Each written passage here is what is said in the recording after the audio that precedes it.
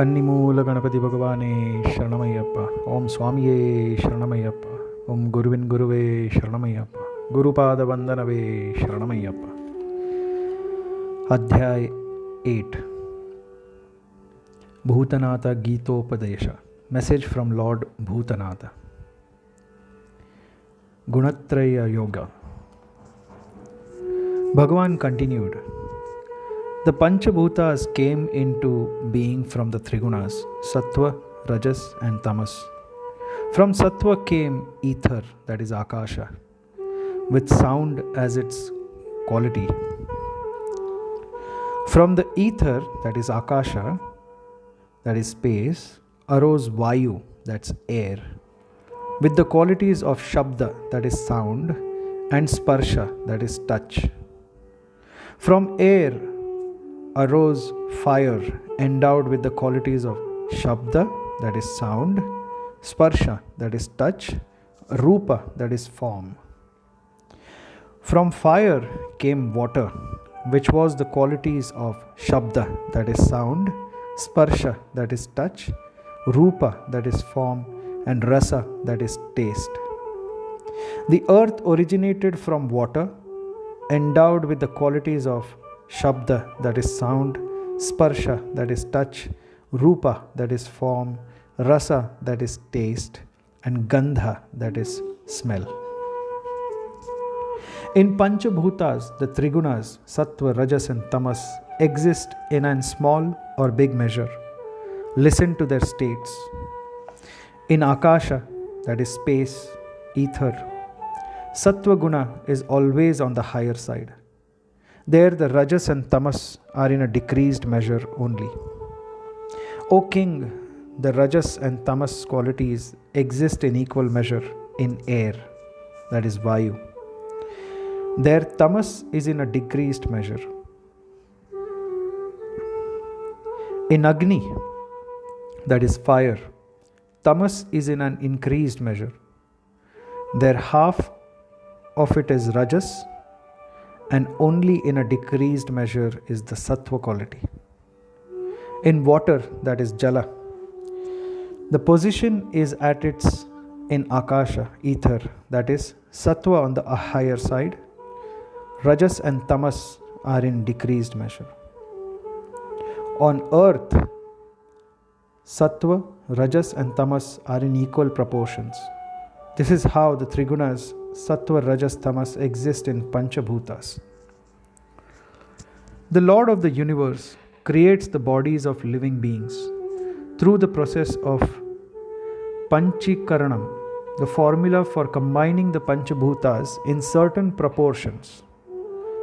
The Jivas, according to their Purva Karma, that is fruits of their actions in previous birth, take their birth in such bodies. The Lord then gave an account of creation. From the Sattva quality arose the Devas, that's the gods. From the combination of Sattva and Rajas, the Gandharvas, Kinnaras, Guhyakas, falling in the line of divine beings, originated. From the combination of Sattva and Tamas arose Pishachas. Thus, O King, I have told you the manner of divine creation, that is Srishti. In earth, creation is of four types. Yonija, birth through the womb. Andaja, birth through egg. Klinnaja, birth from dampness. And Svedaja, birth through sweat. Men and animals are Yonijas. They are born through womb. O King, reptiles, birds and animals in water are Andaja. They are born through eggs. Leechas, butterflies, etc. are Klinnajas. They are born through dampness. Bugs, fleas, trees and parasites are Svedaja. There is a slight difference which shall be stated here. Some say that trees and parasites are also listed in Klinnajas. I hold that they are Svedajas because they come into existence only by the perspiration of earth. O greatest King, The scholars also hold the above opinion, but let me state that among all the creations, the highest birth is that of a human. Only man has been given the capacity to comprehend Brahman adequately. All the other created beings have no such capacity. Thus ends Gunatraya Yoga. Now, Tattva Vijnana Yoga. Bhagavan continued, in the body of man, there are 96 tattvas, that is principles. Being created out of sattva quality mind is the purest principle among them. Mind is the cause of attachment or salvation. The buddhi, that is intellect, in combination with rajas and tamas qualities, stay in the mind. Because of this, the mind becomes impure. The mind is the only key for attachment as also salvation. Mind by itself is averse to do any act which does not bring good results. But then the buddhi, intellect, binds and pulls the mind for its selfish ends and pushes into sin.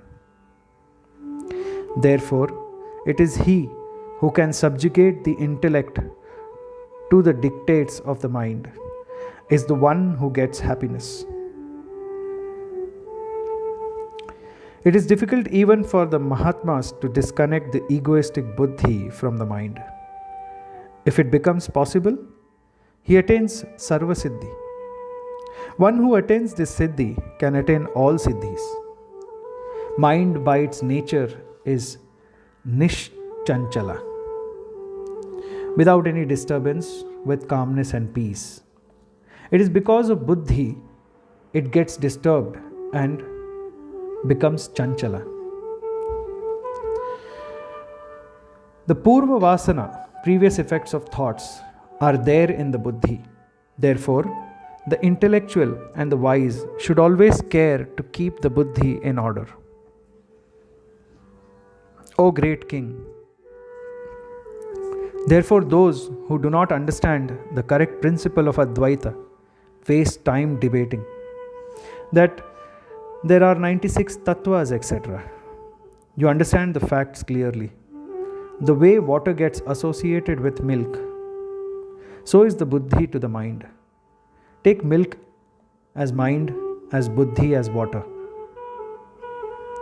It is difficult, of course, to separate water from milk. But if it is heated in fire, the water evaporates and pure milk is obtained. If one does not adopt the way of heating and attempts to detach water from milk by using any medicine, both the water and milk get impure. Look upon the teachings of the Master as wood and Shastra as fire. How can fire be kindled without wood? The Lord explains how to attain Chitta Shuddhi, purity in mind and thought. It has been said as an example, the milk is mind and buddhi is the water. A vessel is likened to the mercy of the Lord and dhyana, that is meditation, as air. In the vessel of mercy of Lord, milk, that is mind, with water, that is buddhi, is filled. The teachings of Guru, that is wood, are then set to fire, that is Shastras. With the help of air, that is meditation, due to this the water evaporates. Evaporation of impurities in the buddhi and pure milk mind is obtained. This is how the purity of mind is obtained. Meditation done according to the teachings of the Guru paves the way for the purity of the mind. O King, who is devoid of any papa, that is sins, therefore one who does dhyana as taught by the Guru attains liberation or salvation. He gets elevated or lifted from samsara, that is worldly life. What else is needed for moksha, that is liberation or salvation? Any knowledge given without the aid of the Master or a guru is therefore abortive. What I say is truth. Hearing all these words of Bhagwan, the king asked, O Bhagwan, I desire to hear the qualities of a perfect guru. How to get devotion to you? Bhutesha, as you are all knowing, enlighten me. What are Shastras? Bhagwan said, O king, one who is not desirous of wealth, who is calm and peaceful, loves his disciple and is established in principles, is called a Sadguru. That is, perfect Guru. One who has realized the misery of the samsara and prays to me constantly for a way out, he becomes my Bhakta. Books that deal with the annihilation of Ashtaragas, that is, Kama, which is lust, Krodha, that is anger, Lobha, that is greed, Moha, that is attachment, Mada, that is arrogance, Matsarya, that is jealousy, Asuya, that is envy, and Trishna, that is avarice, are Shastras. The Ashtaragas are impediments for progress in the spiritual path. Many gurus are bent upon taking the wealth of the disciples. There are rarely any gurus who show the way of removal of miseries to Shishyas. One who is devoted to me without any selfish motive, that is Nishkama Bhakti, devotion born out of pure love to divine in his mind. To him I remain not only as a god but also as a guru. Lord Manikanta's teachings here is unique. He is seated on the pure heart of the devotee, not only as a lord but as a teacher also. Seeking the Lord as the inner guru is a desirable thing. Looking at the fake gurus who pose as gurus and in long run turn out to be people, one who is desirous of money. Sincere approach, love and devotion to God can be one. Instant inner guidance to all his problems and also show him the way to attain eternal bliss. Further, that devotee merged into Nirguna Brahman, attaining moksha with no rebirth on this world. What else, O king, you wish to hear from me? O king, I have now told you in brief the essence of tattvas leading to Brahman. I shall tell you later the way of devotion to me.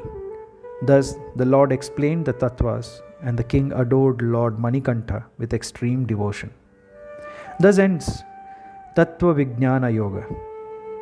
Then the king worshipped Lord Manikantha with devotion. The king's mind was totally contented. The sun came down just like the king who calmed down by the wise teachings of Guru Manikantha.